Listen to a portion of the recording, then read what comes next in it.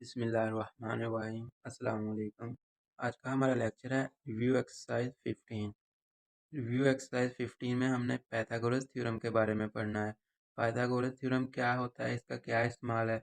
अगर हमारे पास इस तरह कोई राइट एंगल ट्रायंगल गिवन है, आपको पता होना चाहिए जहाँ पे ये 90 का डिग्री का एंगल बनता होता है, उसके जो ऑपोजिट साइड होती है उसे हम हाइपोटेन्यूस कहते होते हैं। तो पाइथागोरस थ्योरम क्या कहता है कि हाइपोटेन्यूस का स्क्वायर इक्वल होता है परपेंडिकुलर के स्क्वायर प्लस बेस का स्क्वायर। अब ये इसका इस्तेमाल क्या है, अगर हमारे पास कोई भी राइट एंगल ट्रायंगल दी गई है और उसकी दो साइडें कोई भी दो साइडें दी हैं, तो हम पाइथागोरस थ्योरम की मदद से तीसरी साइड को फाइंड कर सकते हैं। और कैसे फाइंड करेंगे, ये हाइपोटेनियस ए से बी का स्क्वायर इक्वल होगा बी से सी परपेंडिकुलर का स्क्वायर प्लस बेस जो हमारे पास यहाँ पे बन रहा है ए से सी, तो बी से सी का स्क्वायर प्लस सी से ए का स्क्वायर। इस तरह हम अगर ये दो साइडें हमें दी गई हैं तो हम तीसरी साइड को फाइंड कर सकते हैं, या कोई भी दो अगर साइडें दी गई हैं और तीसरी को हम पाइथागोरस थ्योरम की मदद से फाइंड करते होते हैं। तो इसका क्वेश्चन नंबर 2 है, फाइंड दी अननोन वैल्यू। हमने अननोन वैल्यूज फाइंड करनी है। पहला पार्ट उसमें ये हमें शेप दी गई है और ये जो x है ये अननोन वैल्यू है, ये हमने x की वैल्यू फाइंड करनी है। तो जैसे मैंने ऊपर बताया, दो साइडें अगर दी गई हों तो हम पाइथागोरस थ्योरम की मदद से तीसरी साइड को फाइंड किया करेंगे। तो पाइथागोरस थ्योरम क्या था, हाइपोटेन्यूस का स्क्वायर। हाइपोटेन्यूस यहाँ पे क्या बन रहा है, ए से बी का स्क्वायर इक्वल है परपेंडिकुलर के स्क्वायर यानी कि बी से सी प्लस बेस का स्क्वायर यानी कि सी से ए। तो यहाँ पे हम वैल्यूज लगा देंगे। हाइपोटेन्यूस हमारे पास x है तो ये x का स्क्वायर इक्वल, और परपेंडिकुलर हमारे पास है 4 सेंटीमीटर, तो 4 का जब स्केयर लेंगे हमारे पास ये बन जाएगा 16 प्लस ये वाला, और सी से ए बेस हमें दिया गया है 3 सेंटीमीटर, तो 3 का स्केयर लेंगे तो हमारे पास बन जाएगा 9। 16 में 9 ऐड करें 25, तो एक्स स्केयर की वैल्यू आ गई 25।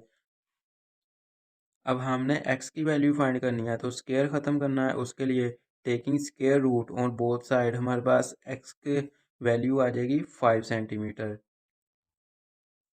अब क्वेश्चन नंबर 4 में हमारे पास ये शेप दी गई है और ये अननोन वैल्यू x को हमने फाइंड करना है। तो बाय यूजिंग पाइथागोरस थ्योरम, हमारे पास पाइथागोरस थ्योरम क्या है, हाइपोटेनियस का स्क्वायर इक्वल है परपेंडिकुलर के स्क्वायर के प्लस बेस का स्क्वायर।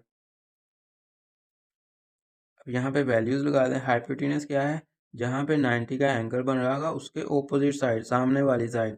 तो यहाँ पे इसका हाइपोटेनस बन रहा है स्क्वायर रूट टू का स्क्वायर लेंगे इक्वल परपेंडिकुलर कौन सा है हमारे पास, ये वाली अननोन वैल्यू, तो ये बन जाएगा एक्स स्क्वायर प्लस बेस हमारे पास है 1 सेंटीमीटर, तो यहाँ पे 1 का स्क्वायर आ जाएगा।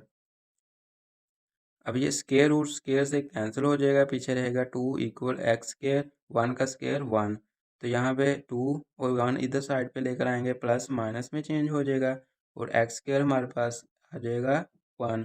हमने एक्स की वैल्यू निकालनी है, तो यहाँ पे स्क्वायर को ख़त्म करने के लिए taking square root on both side, square root on both sides, तो हमारे पास x इक्वल आ जाएगा 1 के, क्योंकि 1 का स्क्वायर रूट भी 1 के ही इक्वल होता है।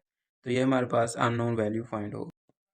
इसी तरह आप क्वेश्चन नंबर 2 के ये दूसरा और तीसरा पार्ट करेंगे।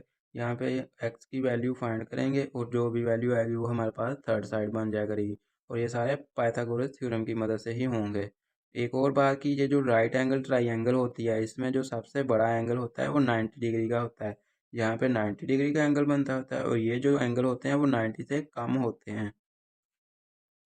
तो यह है आज का लेक्चर आपका। आज हमने पाइथागोरस थ्योरम पढ़ा है और राइट एंगल ट्रायंगल पढ़ी है। तो आपको पता होना चाहिए कि एक राइट एंगल ट्रायंगल क्या होती है, इसका सबसे बड़ा एंगल कौन सा होता है, पाइथागोरस थ्योरम क्या होता है, हम क्यों इस्तेमाल करते हैं।